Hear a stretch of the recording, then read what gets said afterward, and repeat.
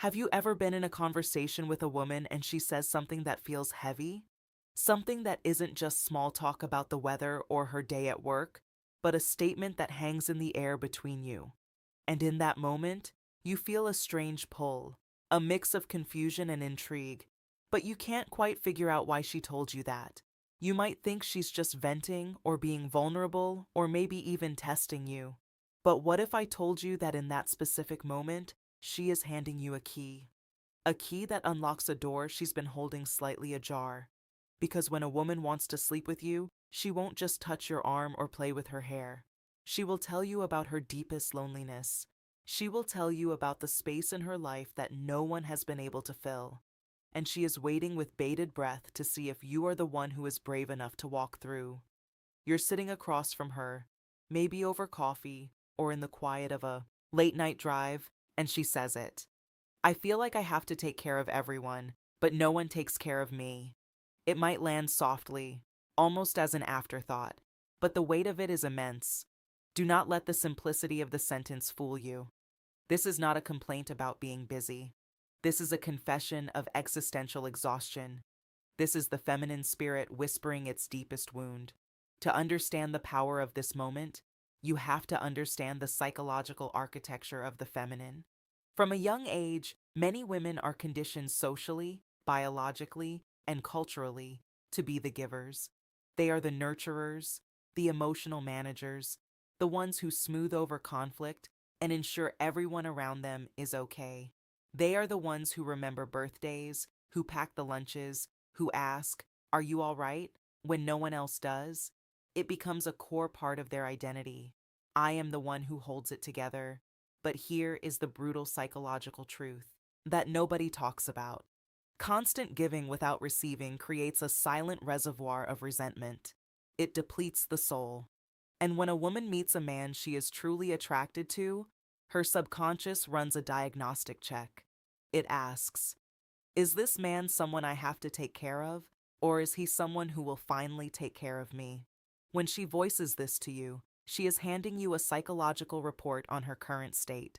She is admitting that her cup is empty.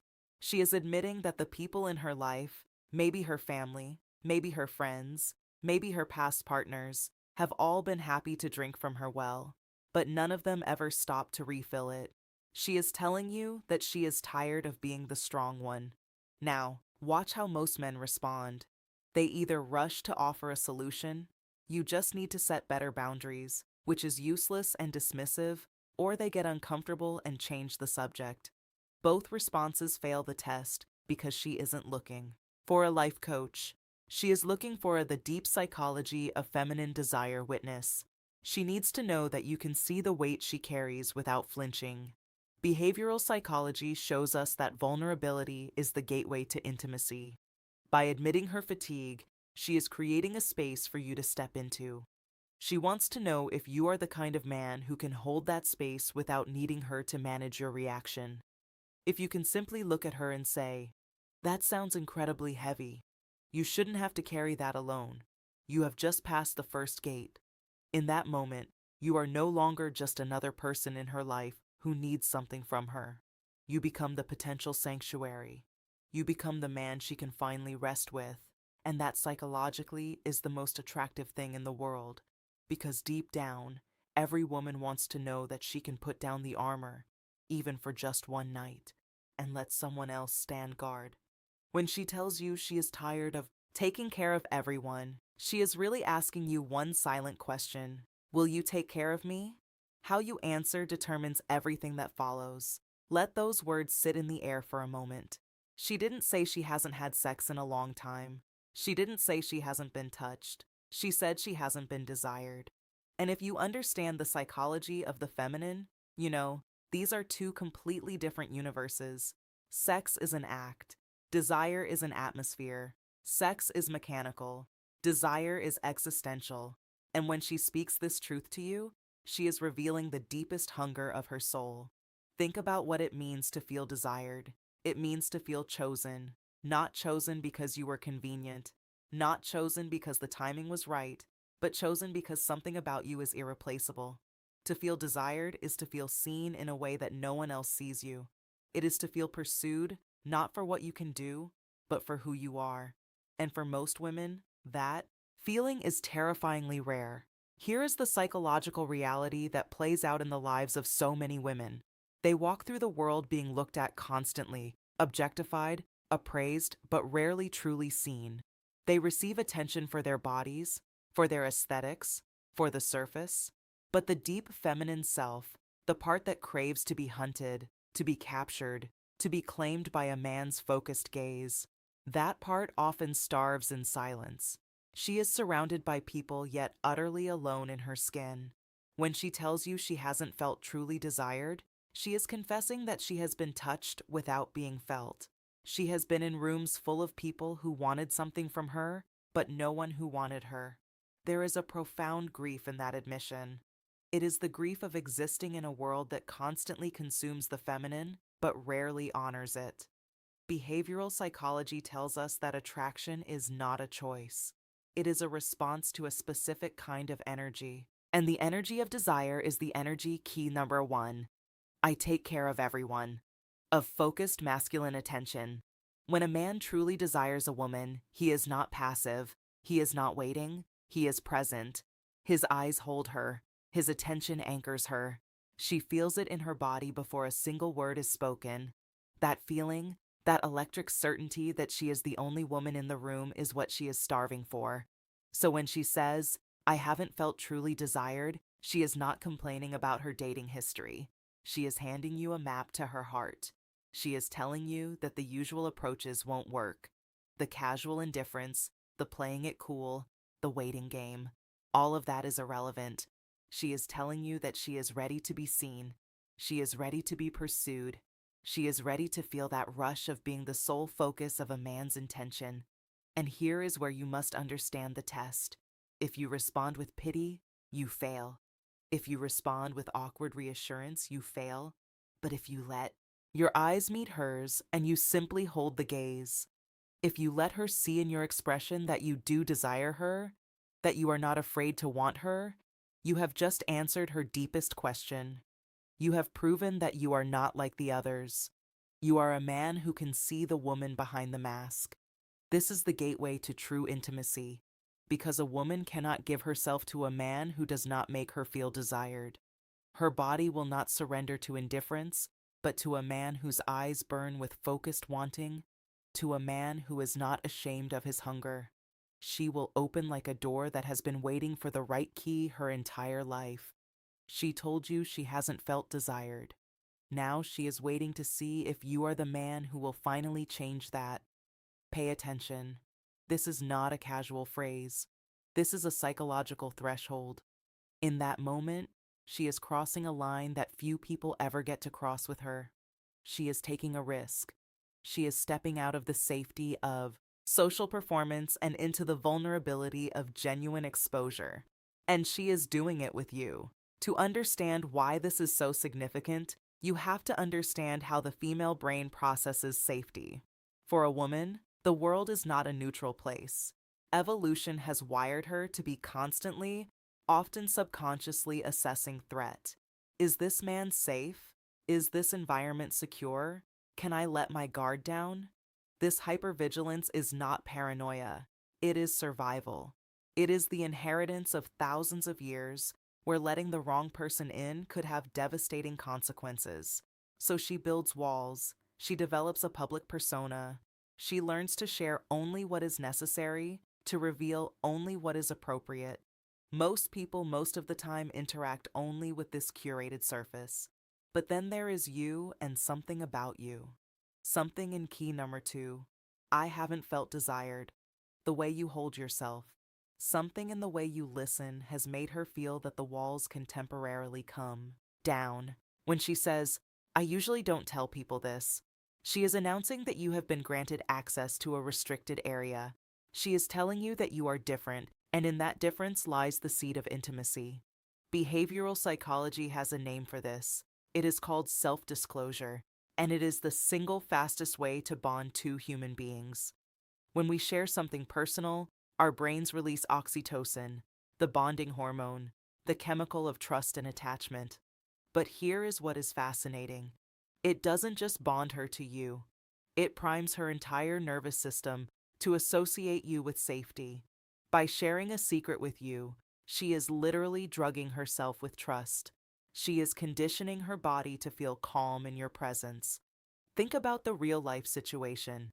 Maybe she tells you about a fear she has never admitted, a failure she is ashamed of, a dream she feels silly for holding. Whatever it is, she is handing you a piece of herself that she usually keeps hidden. And in that exchange, she is watching you closely. She is watching to see if you will use it against her, if you will dismiss it, if you will grow uncomfortable. But most of all, she is watching to see if you can hold it with reverence. If you meet her confession with judgment or awkwardness, the walls go right back up, higher than before. She will retreat and mark you as unsafe. But if you meet it with presence, if you simply receive it without trying to fix it or minimize it, something profound happens. She feels witnessed. She feels understood. And in that feeling, the distance between you collapses. This is the psychology of intimacy in its purest form. She has told you something she doesn't tell people. She has let you behind the curtain. Now her subconscious is waiting for your response. Will you be worthy of the access she has given? Because if you are no longer just someone she is talking to. You are becoming someone she belongs with. And that is a door that once opened is very hard to close. Stop right there. Do not let this pass through you unnoticed. In a world obsessed with physical appearance, with surface level attraction, she has just paid you the highest compliment the feminine can offer. She has told you that your mind, your internal landscape, your way of processing reality is attractive to her, and if you understand female psychology, you know that this is the gateway to everything else. Here is the truth that most men never grasp. For a woman, the largest and most powerful erogenous zone, key number 3, I usually don't tell people this, is not on her body. It is between her ears. It is her imagination. A man can have the most chiseled physique on the planet, but if his mind is dull, if his thinking is predictable, if he has no unique frame on the world, the attraction will hit a ceiling.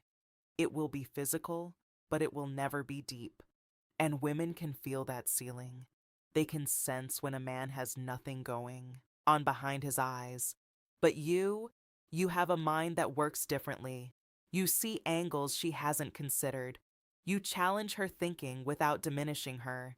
You have a perspective, a frame, a way of moving through the world that is distinctly yours. And she is telling you that she notices. She is telling you that your mind stimulates her. And psychological stimulation is the precursor to physical surrender. Think about the real-life dynamic. When she says she loves the way your mind works, she is revealing that you have passed a subconscious test. Remember the ancient feminine audit. Is he dangerous? Is he useful? Can he see me? Your mind, your unique approach to life, signals usefulness. It signals that you are not just another passive consumer of the world. You are a creator of meaning. You are a man who can navigate complexity. And to a woman's ancient brain, a man who can navigate complexity is a man who can provide safety, who can solve problems, who can lead. But there is something deeper here. When she praises your mind, she is also signaling alignment. She is telling you that your wavelength resonates with hers. In psychological terms, this is called reciprocal liking. We are attracted to people who are attracted to us. But more than that, we are drawn to people who validate our own intelligence. By admiring your mind, she is also saying, I am the kind of woman who can appreciate a man like you. I am not superficial. I see depth. She is positioning herself as your equal, your match. Now, here is where you must be careful. If you let this praise inflate your ego, if you start performing or showing off, you lose her. The moment you try to prove you are smart, you prove you are insecure. But if you simply receive the compliment with grounded confidence, if you let her admiration land without needing to chase it, you create a magnetic pull. She sees key number 4. I love the way your mind works. that you are comfortable in your own mind, and that comfort is intoxicating. Because here is the final psychological truth. When a woman loves the way your mind works, she is already imagining what it would be like to be known by you. She is imagining the conversations, the connection, the way you would see her. Your mind has become the bridge. And once that bridge is built, her body is not far behind. She told you she loves the way your mind works. She meant she loves the way you work. All of you. She just needed you to hear it first. On the surface, this sounds like a common complaint about modern dating. Everyone says they're tired of games. But when a woman speaks these words to you in this context, at this moment, she is doing something far more significant than venting about her love life. She is clearing the battlefield. She is lowering her weapons. She is telling you that the usual rules of engagement are suspended. To understand the weight of this statement, you have to understand the psychological armor women are forced to wear in the social world. From a very young age, women learn that directness is punished. If they say what they want to openly, they are labeled aggressive or desperate. If they show interest too soon, they risk being used. So, they learn the game. They learn to hint, to wait, to test, to protect themselves behind a maze of social cues and plausible deniability. It is exhausting. It is a performance that drains the soul, but it feels necessary for survival. When she tells you she is tired of games, she is announcing that she is ready to step out of that performance with you. She is giving you permission to drop the act as well.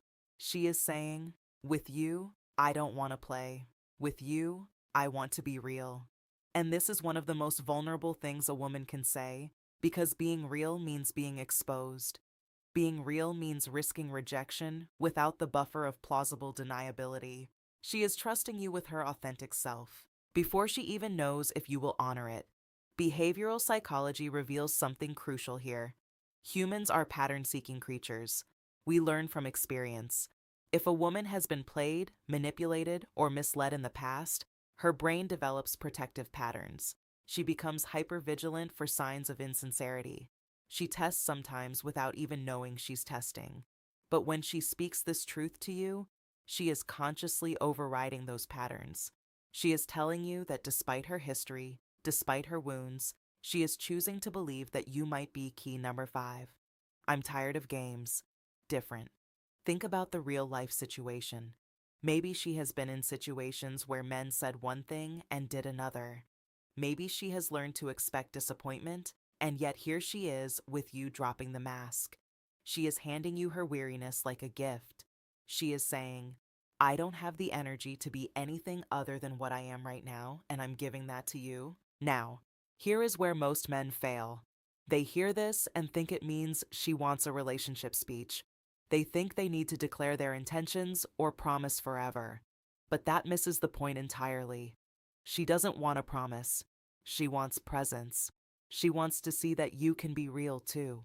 She wants to know that you are not hiding behind a persona, not performing masculinity, not trying to impress her with lines you rehearsed. If you meet her authenticity with your own, if you drop the act and simply occupy your truth, you create a space that most people never find, a space of genuine connection. And in that space, attraction becomes inevitable. Because when a woman stops playing games, she is finally free to feel. And when she feels, she follows those feelings wherever they lead. She told you she wants something real. She is waiting to see if you are real enough to give it to her. This question, it seems so simple, so innocent, but do not be deceived. This is perhaps the most psychologically sophisticated question a woman can ask a man. It is not an inquiry about your thoughts. It is an inquiry about your presence. It is a test of whether you are truly with her or merely occupying the same space. To understand why this question carries such weight, you have to understand how differently male and female brains process connection. For a man, connection often happens side by side, doing things together, sharing activities, existing in comfortable silence. But for a woman, connection is verified through attunement. She needs to know that you are emotionally synchronized with her. She needs to feel that your internal world is somehow touching hers.